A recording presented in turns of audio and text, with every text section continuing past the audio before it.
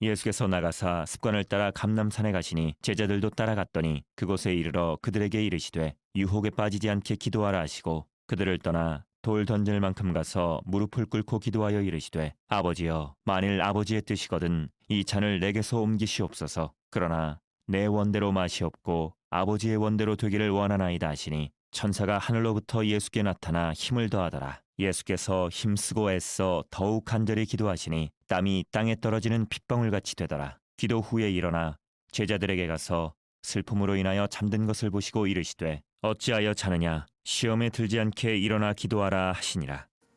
자, 오늘 본문은 겟세마네 기도입니다.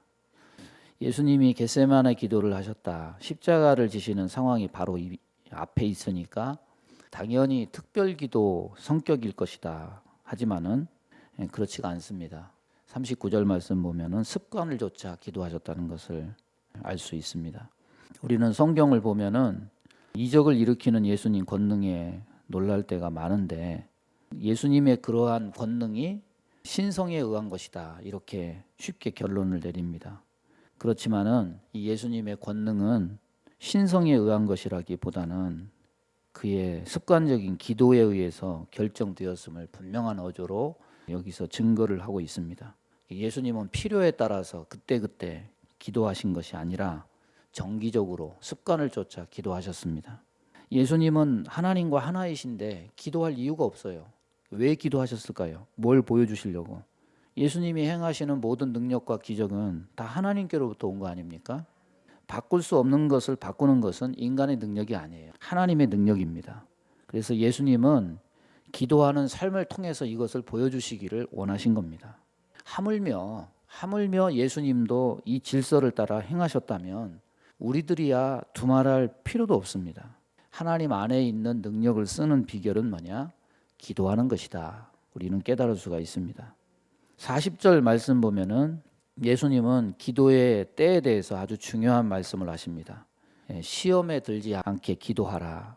기도는 언제 해야 되느냐? 시험 들고 나서가 아니라 시험 들기 전에 해야 되는 것이다. 사람들은 보통 이와 반대로 합니다. 어려워져야 기도하고 시험에 들고 나서야 기도를 합니다. 주님은 시험에 들기 전에 기도하라. 어려워지기 전에 기도하라. 이렇게 말씀합니다. 만약에 예수님 제자들이 예수님께서 깨어 시험에 들지 않기 위해서 기도하라 이렇게 했을 때 잠자지 않고 기도했다면 예수님의 체포와 죽음 앞에서 그렇게 무기력하게 다 도망가고 부인하고 그렇게 했을까요? 왜 이 사실을 얘기하냐면 나중에 예수님 승천하고 난 다음에 그들이 성령 받았을 때는 그렇지 않았어요. 사내들인 의원들조차 그들 앞에 무기력한 모습을 보이는 것을 우리가 오히려 확인하고 베드로가 담대하지 않습니까? 뭔 차이냐? 기도의 차이다. 그들이 무력했을 때는 언제냐면은 기도하지 않을 때예요. 그래서 주기도문에도 시험에 들지 않기를 위해서 기도하는 내용이 거기에 들어있는 겁니다. 겟세마네 동산에서 예수님 기도하실 때 땀방울이 핏방울이 되기까지 기도하셨다 얘기하시는데 기도한 다음에는 당당하게 그 자리를 나섭니다. 그 이유는 뭐냐면 기도 때문에 그런 거예요. 그렇다면 기도의 때는 예수님 말씀처럼 어려워지기 전에 시험에 들기 전에 이 말은 곧 언제 기도해야 되느냐? 평소에 물 마시듯이 밥 먹듯이 기도해야 된다. 평안할 때 기도해야 된다. 그 다음에 가장 중요한 내용이 나옵니다. 보통 기도는 목적 기도, 내 뜻, 내 목적, 내가 얻을 결과를 두고 기도하는 때가 많아요. 그러니까 어려운 일이 생기면 기도할 제목이 많아지고 평안해지면 기도를 안 하죠. 그러나 여기 42절을 보면은 땀방울이 핏방울 같이 될 정도로 간절하게 기도하신 예수님의 기도는 자기 뜻을 이루거나 그런 기도가 아니에요. 하나님의 뜻을 꺾는 기도가 아니에요. 아버지여 만일 아버지의 뜻이거든 이 잔을 내게서 옮기시옵소서. 그러나 내 원대로 마옵시고 아버지의 원대로 되기를 원하나이다. 겟세마네에서 무엇이 꺾였느냐? 하나님의 뜻이 꺾인 게 아니고 예수님의 뜻이 꺾여요. 우리가 목적 기도하죠. 목적 기도 나쁜 게 아니죠. 그러나 그 목적 기도를 하더라도 그것이 하나님의 뜻과 상관이 없고 하나님의 뜻을 꺾는 기도가 되면 이건 우려스러운 일이 되는 거예요. 예수님을 위하는 거는 나쁜 일이 아니죠. 예수님께 충성하는 마음을 보이는 거. 그런데 십자가를 지시려는 예수님에게 베드로가 그리 마옵소서 주께 절대로 그 일이 미치지 아니할 것입니다. 이렇게 말했을 때 자기도 모르게 하나님의 뜻을 꺾는 사탄이 되고 말아요. 그렇다면 우리는 내 뜻, 내 기준, 내 결론을 성급하게 된 상태에서 기도하는 우를 범치 말아야 됩니다.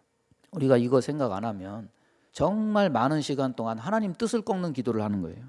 있는 힘을 다해서 자기 뜻을 들어달라고 기도를 해요.